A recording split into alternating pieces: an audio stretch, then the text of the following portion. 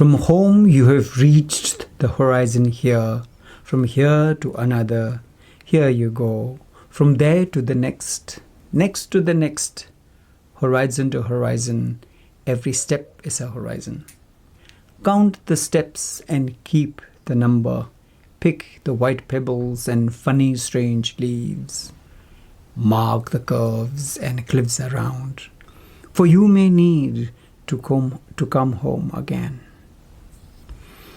My name is Tenzin Tsundue. I'm a Tibetan refugee living in India. I'm an activist and a writer. I live in Dharamshala in Himachal Pradesh. I wrote this poem when I was in Bombay. At the time, I was a Bombay University student. I didn't have a place to stay. So I wrote this poem as a way of making a proposal to ask some of my friends if I can stay in their house. Space bar, a proposal. Pull your ceiling halfway down and you can create a mezzanine for me.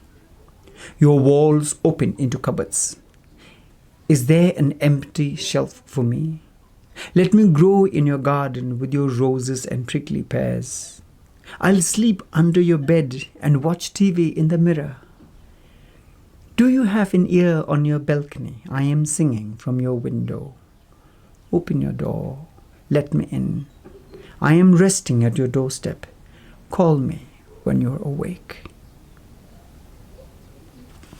So as an activist, I play the role of the advocate. Advocacy for the Tibet issue is one of the most important roles I play in the Tibetan community.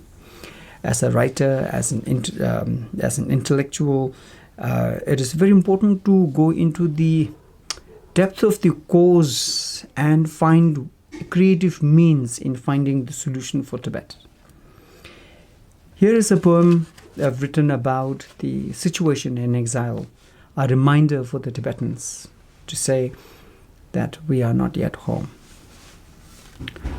Exile house.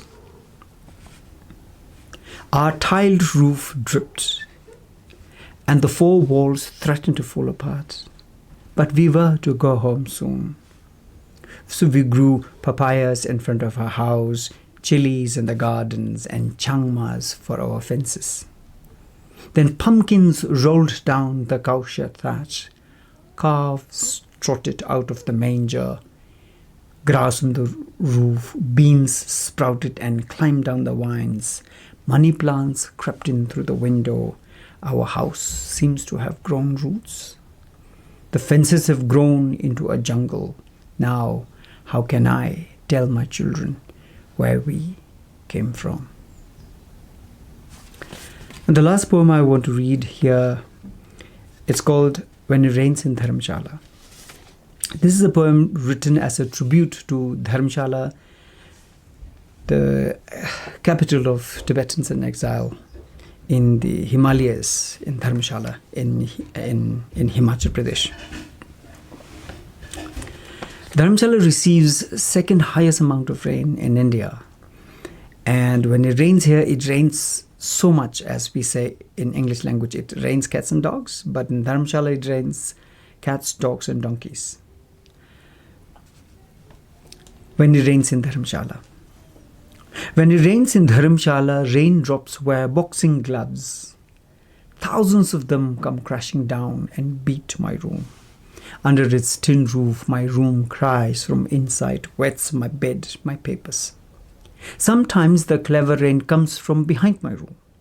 The treacherous walls lift their heels and allow a small flood into my room. I sit on my island nation bed and watch my country in flood.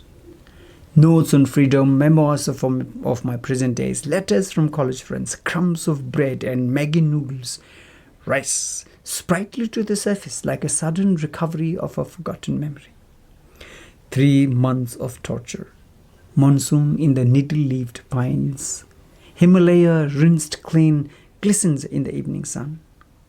Until the rain calms down and stops beating my room, I need to console my tin roof who has been on duty from the British Raj. This room has sheltered many homeless people. Now captured by mongooses and mice, lizards and spiders, and partly rendered by me. A rendered room for a home is a humbling existence. My Kashmiri landlady at 80 cannot return home. So we often compete for beauty, Kashmir or Tibet. Every evening I return to my rented room. But I'm not going to die this way. There has got to be some way out of here.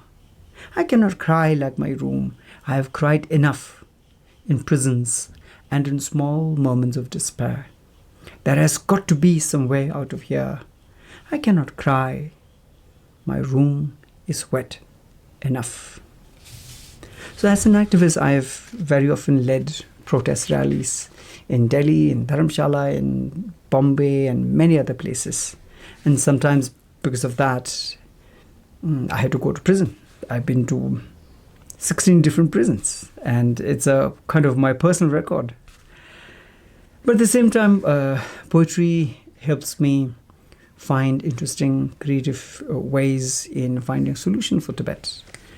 I live out of poetry. I sell this book of poems called Kora, and my income comes from here. I sell this. So both writing poetry and as an activist, I fight for the freedom of Tibet. Inshallah, that we all get back home one day in Tibet. Thank you.